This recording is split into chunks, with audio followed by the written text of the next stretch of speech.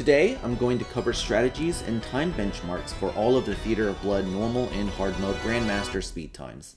I recently completed the last of these after putting them off for months, and because the strategies used are still quite fresh in my mind, I figured it would be helpful to condense all the strategies into one video and put it out there to help those going for combat achievements.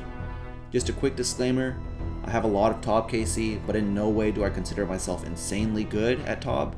If anything, this just kind of shows that you don't need to be an insane sweat gamer to get all of the Theater of Blood achievements knocked out. It really just boils down to consistency and a little bit of RNG. Also, before attempting any of the Grandmaster speed times, I'm going to assume you already have an average understanding of each of the rooms in ToB. Down in the description, I'm going to put timestamps for each of the speed runs so that you can quickly navigate to the one relevant to you. For each of the speedruns, I will break down strategies my team utilizes along with time checkpoints to shoot for in each of the rooms. I will start by running through speedrun strats utilized before jumping into the first timestamps. For defense draining at maiden, 2 hammers plus 1 nylo spec from each freezer will normally put maiden at 0 defense. This way you can save your special attack energy for the 30 skip.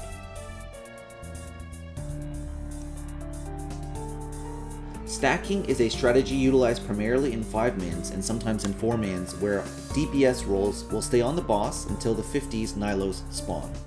Freezers will freeze the 70s spawn, then get off 1 to 2 T-bow shots from the back of the room, then freeze the 50s spawns on top of the existing 70s spawns and kill them all together. The melee DPS roll will also usually bring a Din's Bulwark to spec the north 2 50s nylo spawn to AoE down all surrounding nylos. Skipping 30s is when the freezers freeze all the nylos while the DPSers stay on the boss to kill her before the nylos can unfreeze and reach her. South freezer will usually get south 1 and 2, while north gets north 1, 2, all of the 3s and all of the 4s before DPSing down the boss. Because DPS is crucial here, when skipping you typically only want to use 1 spec in the beginning of the fight so you have enough spec energy to claw. A drive-by BGS is when someone with a BGS specs bloat after running through so that when bloat goes down, his defense will be greatly reduced, allowing for higher damage potential from the rest of the team. The number hit by the BGS is reduced while bloat is moving, but the actual defense reduction will be 2 times the number hit by the person driving by. Pnecking is for situations where you want to get a 1 down bloat, which is used in the 5-man regular ToB speedrun.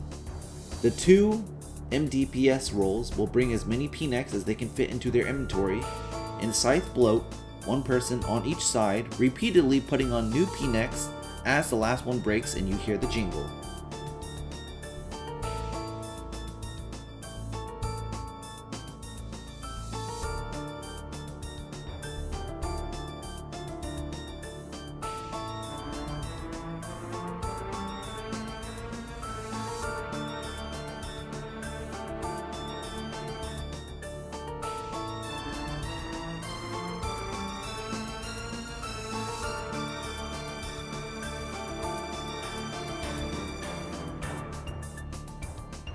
The ideal spec order I like to utilize for a 2 down in this room is always Chally for Scythe, Chally taking the first stomp, then declaw into Scythe for the KO on the 2nd down.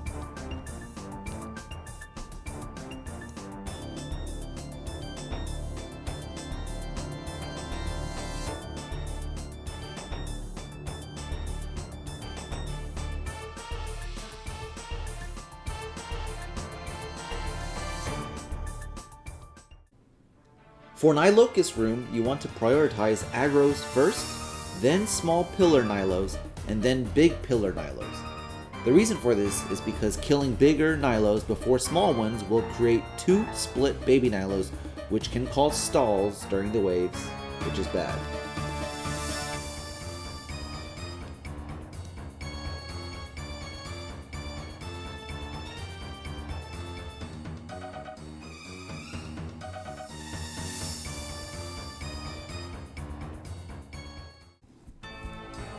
The strategy for sote is quite simple. It is useful to be in voice comms for this room and know your specific role.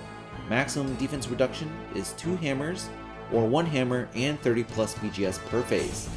The lowest defense that you can drain sote to is capped at 100 per phase.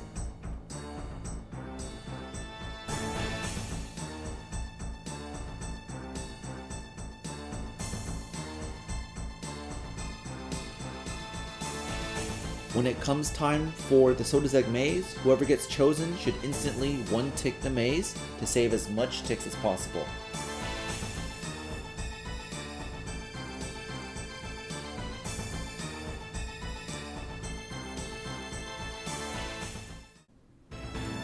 For xarp, if possible, it is ideal to learn the 5-tick xarp scythe walk, which is where instead of skipping a hit, you rag a corner or a center tile instead to squeeze in a bit of extra DPS. In my teams, freezers usually start scythe into BGS, while non-freezers will hammer into BGS.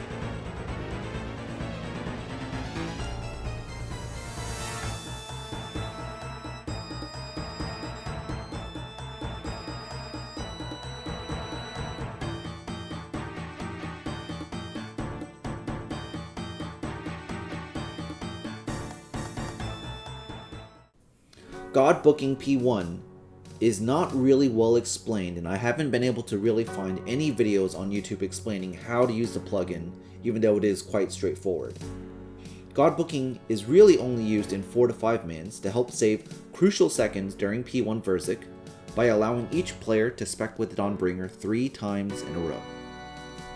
In order to Godbook, first download the Godbook plugin from the RuneLite plugin hub and set the ticks to 157.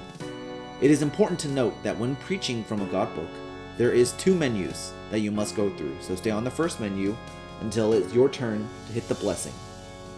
After speccing with the Dawnbringer, you will scythe and brew while tanking Versic the rest of P1. When godbooking, you must be on tick, otherwise you risk causing your teammates to lose their 3rd Dawnbringer spec. I am going to use this chart to explain spec order in 4 mans. To start the godbook cycle, player 1 will preach from their godbook, and the godbook plugin will begin counting up on their screen. Once player 1's tick counter reaches 13, the second person must preach on that exact tick. The third person will preach once player 1's tick counter reaches 26, and once player 1's tick counter reaches 39, the final player will preach from their godbook. Then the entire team should prepare to start P1 by spam clicking Versic. Player 1 must start the fight once the tick counter reaches 149, and they must be on tick. During P1, follow the chart I have attached. Player 1 will begin with 3 Dawnbringer specs, followed by Scythe for the rest of P1. Player 2 will Swiftblade once, Scythe twice, then pick up and spec 3 times with Dawnbringer. Player 3 will Scythe 5 times before picking up and specking 3 times with Dawnbringer. And Player 4 will Scratch once, Scythe 7 times, then spec 3 times with Dawnbringer. If done correctly, P1 should be finished shortly after the last player specs.